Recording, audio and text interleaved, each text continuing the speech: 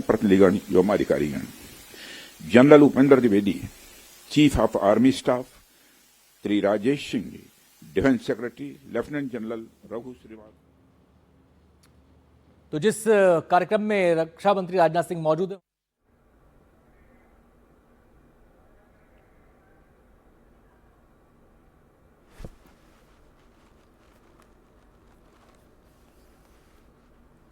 Operation सिंदूर और operation सिंदूर के बाद अब पूरे देश भर में मॉक ड्रिल को लेकर लगातार लोगों के बीच हमारे सहयोगी बने हुए हैं। तस्वीरें एक एक दिखा रहे हैं, लेकिन साथ ही साथ ये जो तस्वीरें हैं स्ट्राइक के दौरान की तस्वीरें आपको दिखा रहे हैं, जो रात के लगभग 1:30 बजे के दौरान स्ट्राइक की गई और भारत की तरफ से, इंडियन आर्मी की तरफ से ऑपरेशन सिंदूर लॉन्च किया गया, जिसके तहत पाकिस्तान और पीओके के 9 टेरर ठिकानों पर क्षतिग्रस्त किया गया। ये स्ट्राइक दागी गई और बताया जा रहा है कि इस पूरे ऑपरेशन के बाद अब जो आगे की तैयारियां हैं, पाकिस्तान में भी बौखलाहट की स्थिति देखने को मिल रही है। ऐसे में भारत में भी आगे की तैयारियां लगातार की जा रही है। उसी के तहत ये मॉक ड्रिल बेहद ही अहम हिस्सा है, जहां हर एक व्यक्ति को, देश के हर एक आम व्यक्ति को ये भी जानकारी होना चाहिए कि अगर कुछ ऐसी स्थिति बन जाती है और संवेदनशीलता के साथ कार्रवाई की है।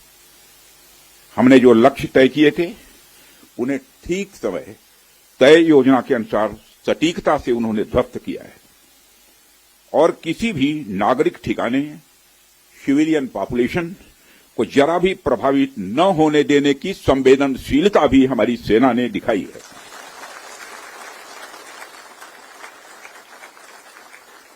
यानी एक तरीके से देखा जाए हम कह सकते हैं एक तरीके की सटीकता, सतर्कता और मानवीयता यह हमारी भारत की सेना के जवानों ने दिखाई है,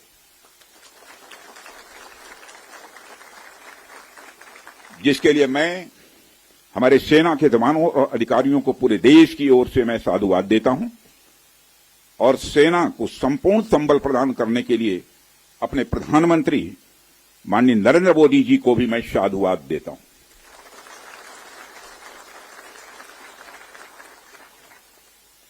मित्रों, हमने हनुमान जी के उस आदर्श का पालन किया है जो उन्होंने अशोक वाटिका उजाड़ते समय किया था। जिन मोहि मारा तिन मोहि मारे। हमने केवल उन्हीं को मारा जिन्होंने हमारे मासूमों को मारा।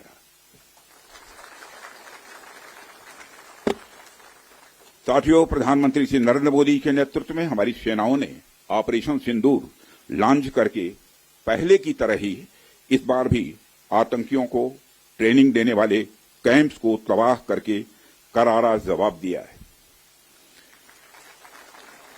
भारत ने अपनी सरजमी पर हुए हमले का जवाब देने के लिए अपने राइट टू रेस्पॉन्ड का इस्तेमाल किया है और हमारी यह कार्रवाई बेहद सोच समझकर सधे हुए तरीके से की गई है। आतंकियों के हौसले पस्त करने के उद्देश्य से यह कार्रवाई महज उनके कैंप्स और इंफ्रास्ट्रक्चर तक ही सीमित रखी गई है। मैं पुनः हमारे आर्म्ड फोर्सेस के शौर्य को मैं नमन करता हूं।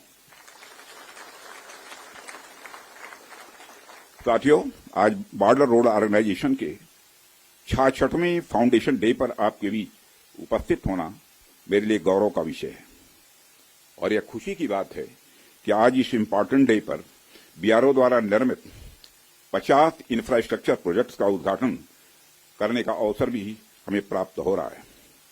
मैं आप सभी का आभार व्यक्त करता हूं कि आपने मुझे यहां आमंत्रित किया है।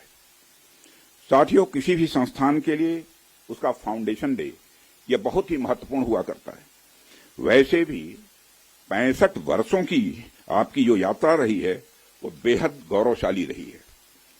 इसलिए आज का दिन उस गौरवमयी यात्रा को याद करने का दिन है।